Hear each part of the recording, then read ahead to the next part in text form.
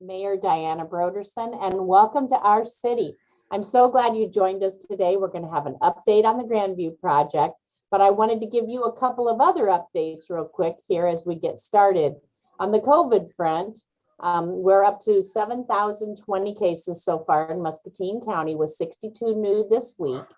We do have a positive percentage of cases in Muscatine County at 8%, and the state is 10% right now. So we're doing a little bit better than the state as an overall, and let's just keep it that way. Make sure that we're following all of the suggestions from public health. I talk to Christy over there regularly, try to make sure where we're at.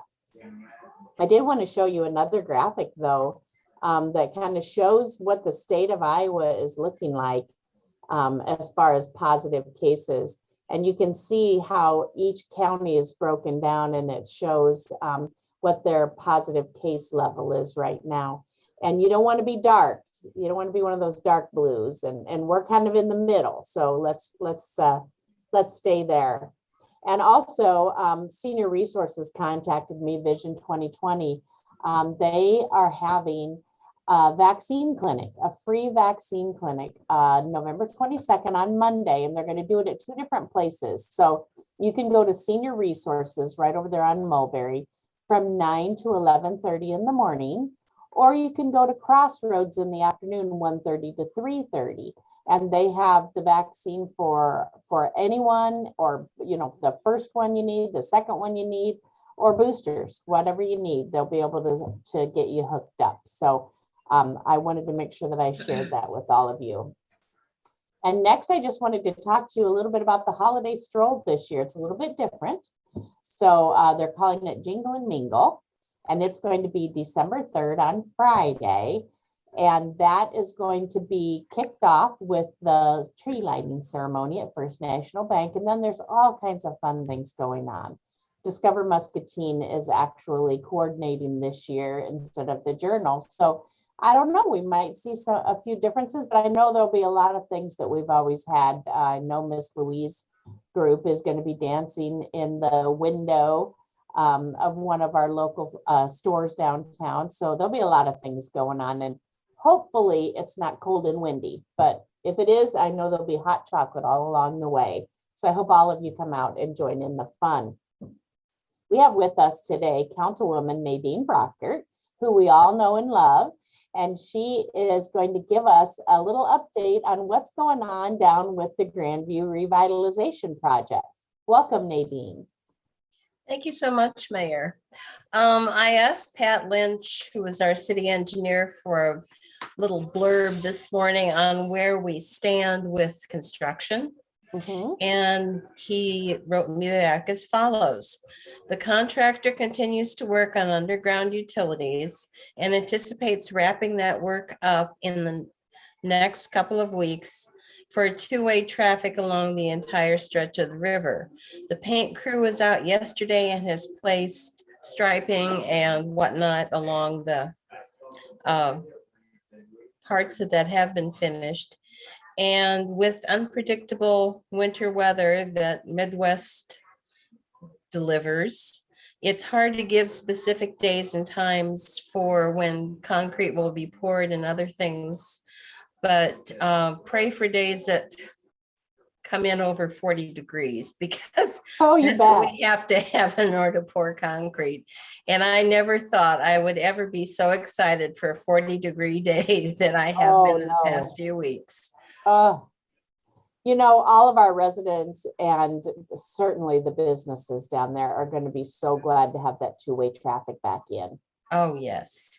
Yes. And to be able to have it all winter, I think that's going to be really, really key. Right. And the other thing is there has to be two-way so that we can better plow snow in that area. Yes. To make sure the street stays open. It wouldn't do just to have one lane, because that would not work as well as having both. And I know there have been some questions asked about the amenities, the lighting and whatnot.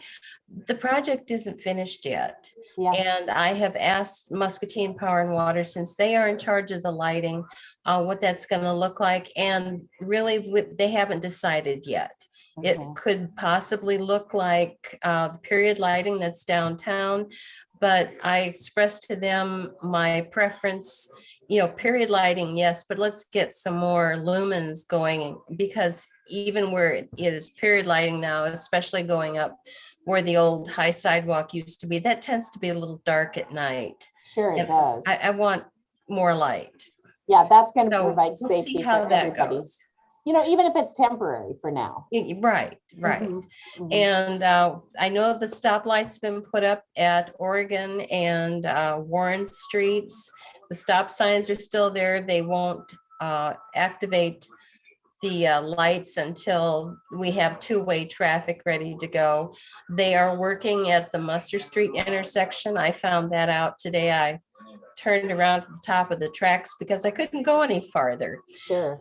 So that's that. And then folks should be receiving postcards for a meeting that will be taking place at Musterville United Methodist Church in their fellowship hall on November 30th at 6 p.m.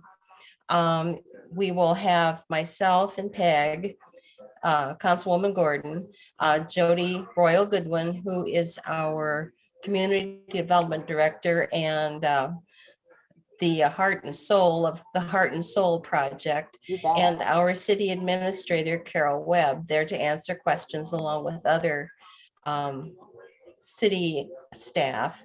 And if we get real ambitious, we may have some cookies to share with everybody who comes. There you go.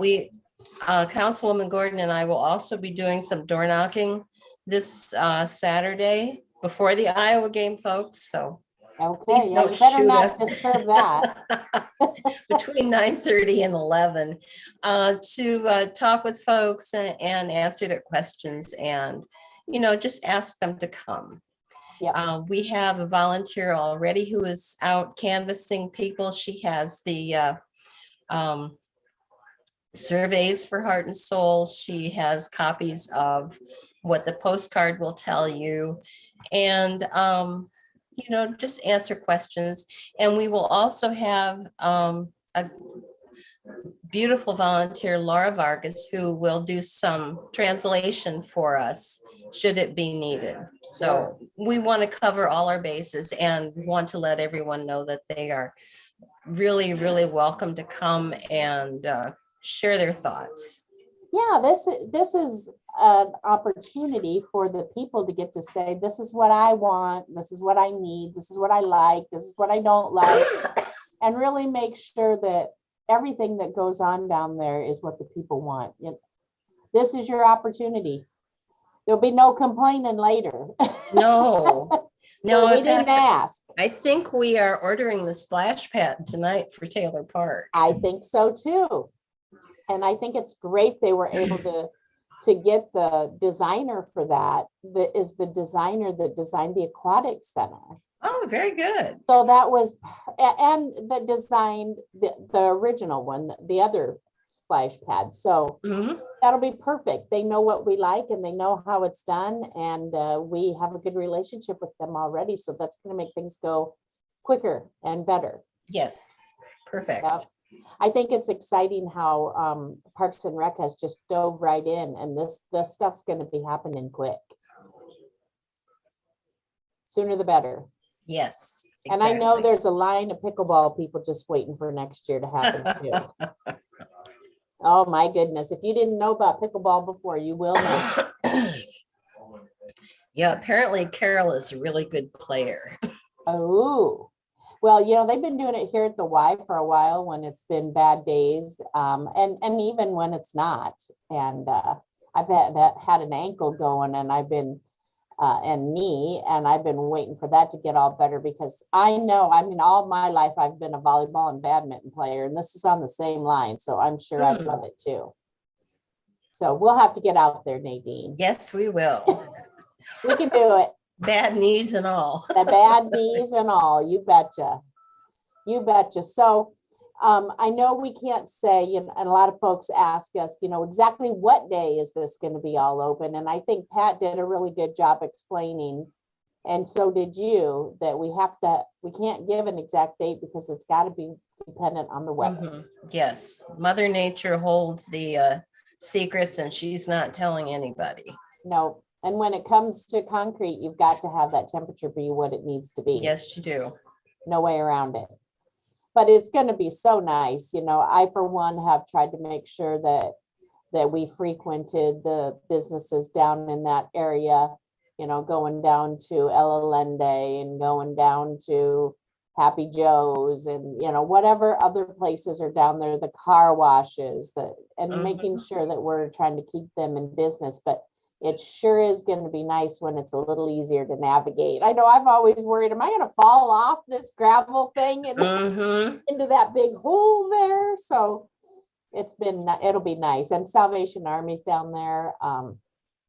It'll be great to be able to navigate. Yes, the businesses along that corridor always appreciate business, and they really now appreciate folks coming in and making the effort to come to their business. Yep.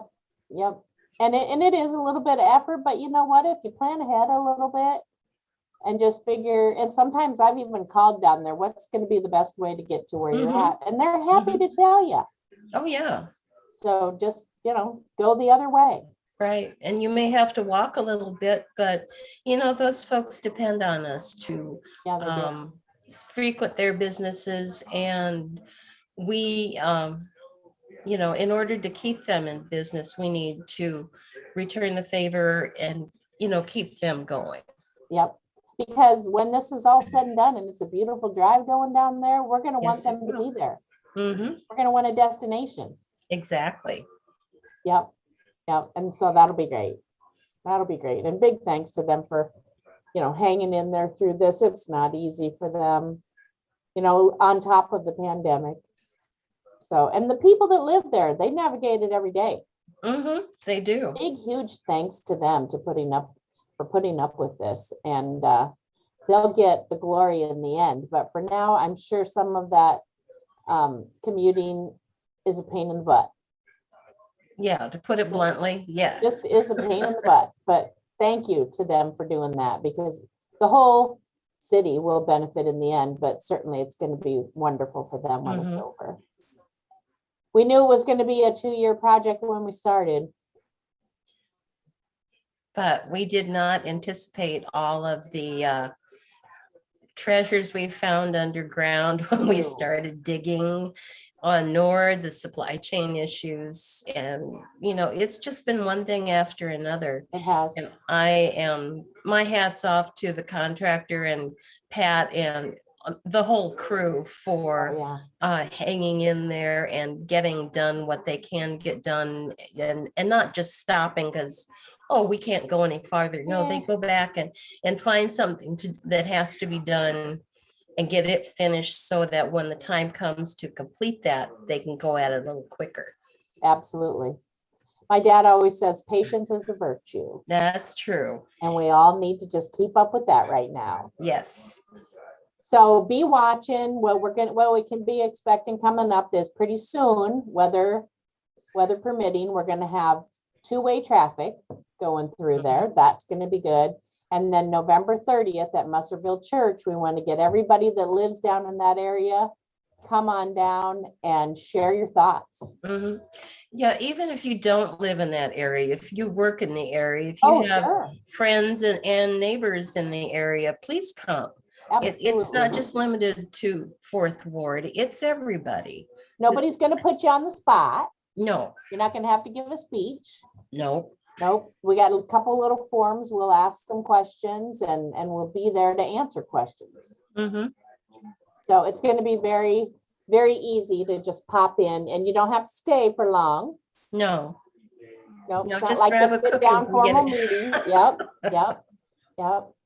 This is something that we're really excited about, trying out this Heart and Soul project and seeing you know, we'd like to use this throughout other projects going Mhm. around the city as time Mhm. goes by. Really making sure that we have the people's ideas and suggestions as a basis for whatever we do. Exactly. I love it, love it, love it. Well, thank you so much. Did I miss, is there anything else we needed to give an update on this month? Oh, I can't think of anything Okay, right off the top of my head. all right, If sounds good. if there is, I can bring it up tonight at council. Absolutely, absolutely. And just a reminder, we do have a council meeting tonight at 7 o'clock, hybrid style. You can find the agenda on the city's website, and also on that agenda is a way to join virtually if you feel more comfortable or it's more convenient for you to join in that way. Next week, we won't have an Our City show because it's Thanksgiving Day. I hope all of you have a wonderful Thanksgiving with all of your loved ones, family, and friends gathered around you. Enjoy that time together. We all have so many things to be thankful for. And if you need any help with your Thanksgiving meal or anything that you need, please reach out to me. I'd be happy to steer you in the right direction. We have a plethora of community organizations and individuals who want to help and are willing to help and would love to bless you this year if need be. So thank you for doing that. Big thanks to Nadine, our Councilwoman Thank Brocker, you. for joining us for an update on the Grandview Revitalization Project. Please have a great rest of your day, and we look forward to seeing you here in 2 weeks on Our City. Thank you. Bye-bye.